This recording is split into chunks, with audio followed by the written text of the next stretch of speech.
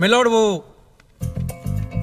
मेरी सासू माँ बीमार रहती थी तो मंदिर वालों ने कहा कि 11,000 रुपया दो, पूजा कराओ, फिर देखो। तो पूजा कराई और सासू माँ टपक गई। चलो वो तो अच्छा हो, लेकिन 11,000 भी गए। Mister Kanjilal ji Mehta. Yes sir. हमें बताया गया है कि आप अपना केस खुद डिफेंड करेंगे। हाँ जी, मेरे पास कोई दूसरा रास्ता ही नहीं है मिलॉर्ड। सारे के सारे वकील डरे हुए हैं, तो मजबूरी में ये केस अब मुझे ही लड़ना पड़ेगा। My lordship, it's a baseless appeal. एक publicity stunt. There is no cause for action which can be proved in court.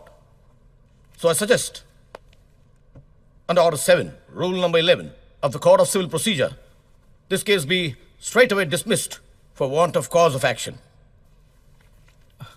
Milord, मैं इतनी ज्यादा अंग्रेजी तो समझता नहीं हूं, लेकिन इतना समझ गया हूं कि साहब ये कह रहे हैं कि इस केस को इसी वक्त बंद कर दिया जाए। बराबर, आप सही कह रहे हैं। मुझे तो इस केस की झंझट में पड़ना ही नहीं है मिलॉर्ड। हम तो गुजराती लोग हैं, धंधे वाले। भगवान हो या ना हो, इससे मुझे कोई फर्क नहीं पड़ता। ये तो इंश्योरेंस वालों ने कहा कि भगवान ने तुम्हारी दुकान गिराई है या भगवान की वजह से मेरी दुकान गिरी है, तो मैंने कहा ठीक है, भगवान मुझे उसके पैसे दे दे, केस खत्म। लेकिन भगवान तुम्हारी दुकान क्यों गिराएंगे? मूर्ख कहीं का। स्वामी जी प्लीज, जो कुछ भी कहना है विटनेस बॉक्स में आकर कहें।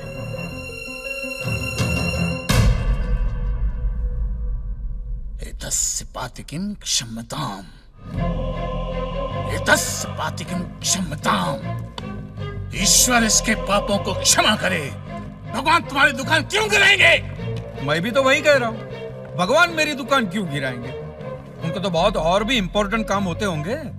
तो आप ये इंश्योरेंस वालों से कह के मेरे पैसे दिला दीजिए, बात खत्म हो जाती है। इंश्योरेंस कंपनी भी आपके पैसे क्यों दे? इंश्योरेंस के टर्म्स एंड कंडीशंस पर आपकी साइन है। Exhibit number 1 sir. बस तो मिलॉर्ड, फिर मुझे भगवान को ही पकड़ना पड़ेगा। तो फिर बुलाइए वो राम जी, शिव जी, गणपति, जिससे भी आपकी पट्टी हो, कीजिए हड़गुम्बा तांडव बिंडो करके उधर। मूर्ख! मोक्ष की प्राप्ति होती है तभी भगवान मिलते हैं। तेरे जैसे तुच्छ मनुष्य के लिए भगवान धरती पर नहीं आएंगे।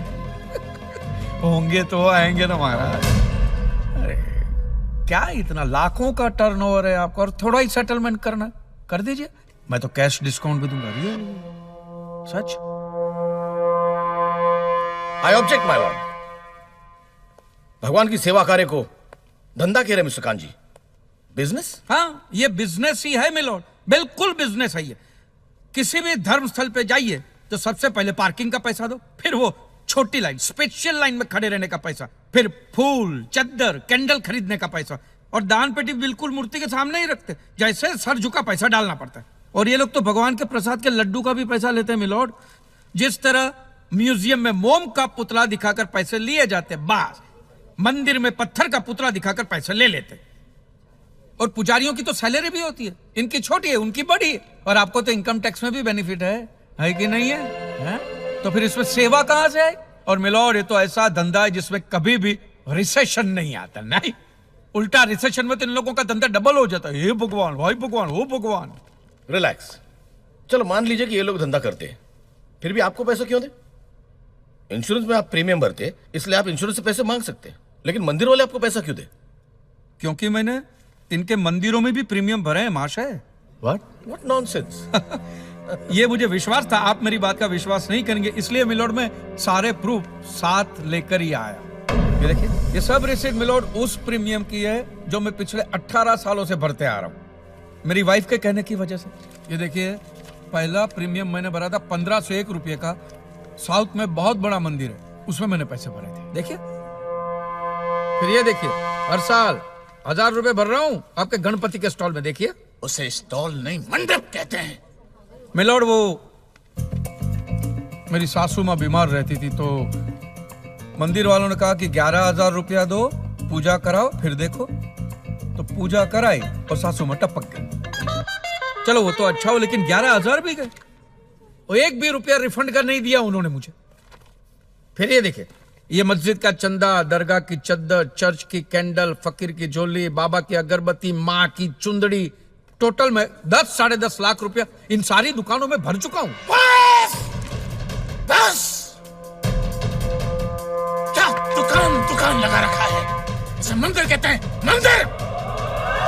और मंदिर में लोग अपने परिवार की शांति और समृद्धि के लिए अपनी इच्छा से पैसा देते हैं। तो मैंने भी मेरे परिवार की शांति और समृद्धि के लिए ही पैसे भरे थे महाराज, कोई गन्ना चूसने के लिए इन्वेस्ट नहीं किए थे।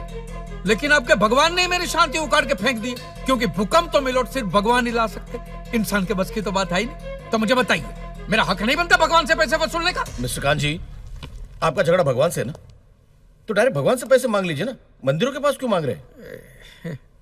वकील साहब, आपके घर में बिजली या इलेक्ट्रिसिटी कौन सी कंपनी की आती है? रिलायंस की ना। तो घर में जब कभी भी बिजली का प्रॉब्लम होता है तो आप रिलायंस की ऑफिस में ही फोन करेंगे ना, सीधे अनिल अंबानी को तो नहीं बुलाएंगे ना। अनिल भाई आओ, लाइट गई। अनिल भाई आओ, लाइट गई।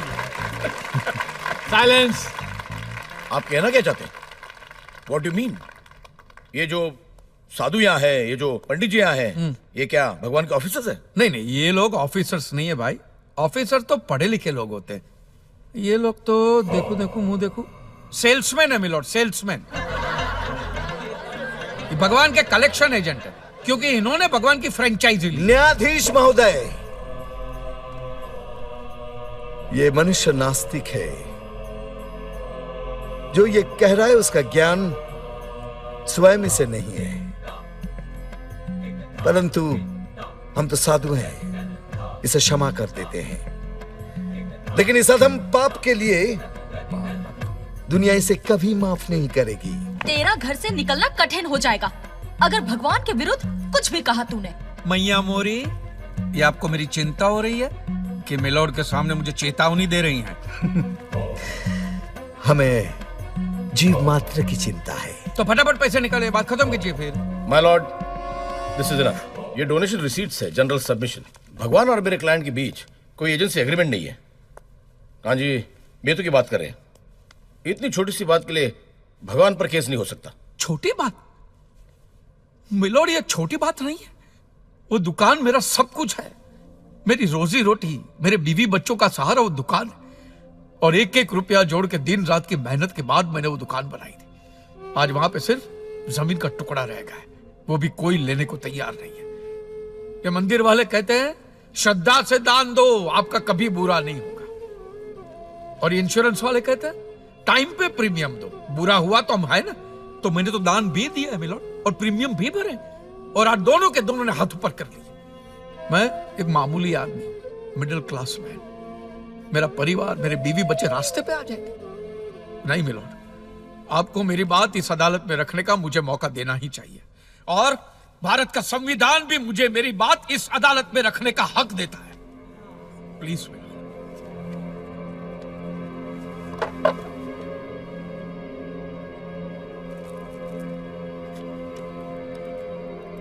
एक मिडिल क्लास बिजनेसमैन के लिए 1 करोड़ रुपए बहुत बड़ी रकम होती है, और खास तौर से सवाल जब उसके सर्वाइवल का हो।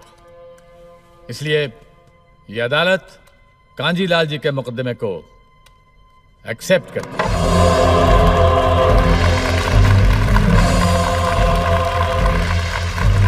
साइलेंस। और सारे एविडेंस और आर्गुमेंट्स को अच्छी तरह एग्जामिन करने के बाद यह फैसला देगी कि मिस्टर कांजीलाल को इनके पैसे मिलेंगे या नहीं। अगर मिलेंगे तो कौन देगा, इंश्योरेंस कंपनी या फिर मंदिर? Court is adjourned for the day.